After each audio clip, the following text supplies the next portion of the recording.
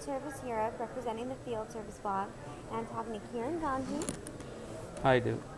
My name is Kiran Ganji. I'm the Program Manager of Remote Services Support for Abbott Diagnostics. Okay, so I was just sitting in your panel, and you were talking about all the remote diagnostics rolling out with Abbott. Can you talk a little bit about that, what you're doing at Abbott? Sure, and it's great to be here actually to talk to the other industry experts and in general observe some of the trends. But as you saw, there's a huge interest in remote services, remote diagnostics in general. And again, the advantages are pretty obvious. The customer can get efficient service, and also for the companies, they can realize optimized and efficient ways of providing the service.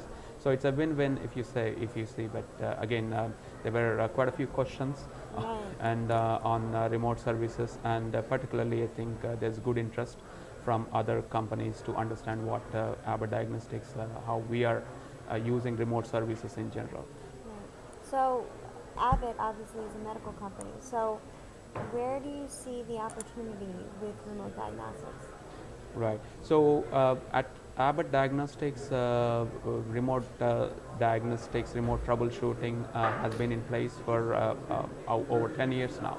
So it's been a long journey, and over the last few years, we have seen increased interest and excitement around some of the features we launched. So we have made tremendous progress in the last few years. We have connected more instruments, and 80%, right? Our flagship product actually has 80% connection, which is tremendous by all means. And not just connections, and I spoke about connectivity, which is also important.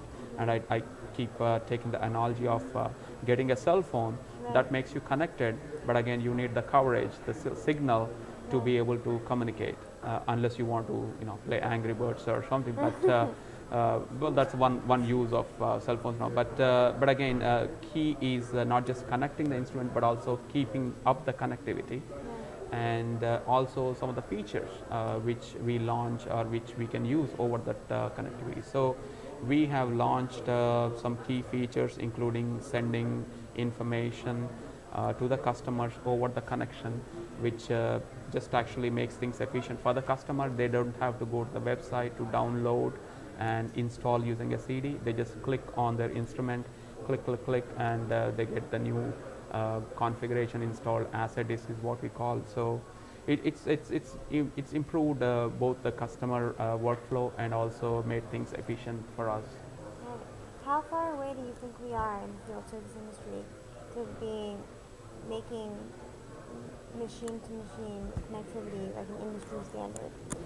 Yeah, so there's a lot of interest on M2M in general, and there's a lot of progress and a lot of buzz around this, a lot of activity, new companies, and particularly the interest is coming from the telcos, established companies, and we see actually quite a few of them here at the conference, and rightly so, because there's a huge potential in connecting our gadgets, connecting our instruments, connecting our this industrial equipment to the internet and M2M, and making them intelligent or smarter. Right. So there's enormous opportunity there, and there's a lot of interest.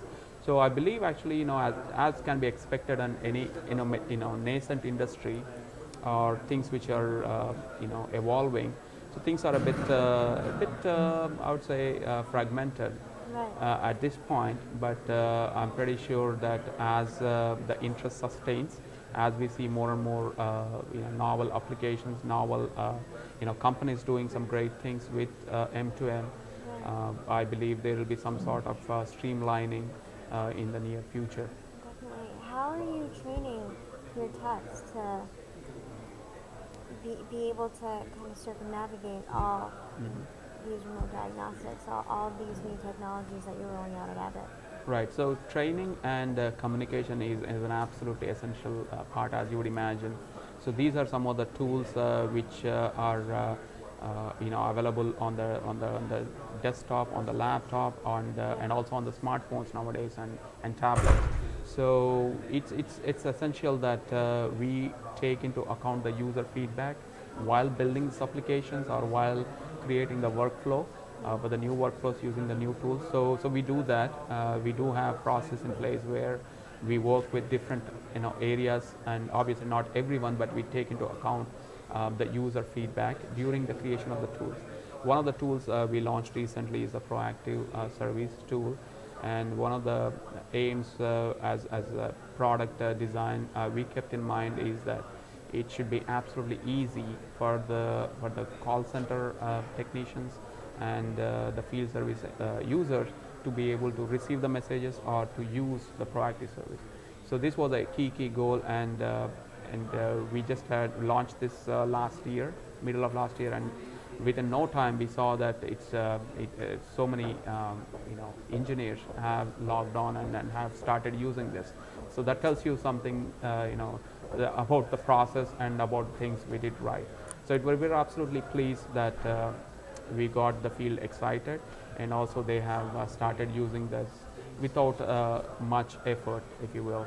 Right. But training, we do have a training group which is responsible and which does a fairly good job of rolling out some of the process, some of the new ways of using the tools to service the customers and to solve the problem. So that's an ongoing process, but so it's a complete 360 degrees where we design with the users in mind, and we also ensure that we maintain or we train them so that they are kept up to date. Right, and there's been this shift that I've noticed even in the past year towards the customer, serving with the customer, as you said, in mind. When do you think this shift happened, and why do you think the field service industry is kind of moving from just products to more customer-centric mindset?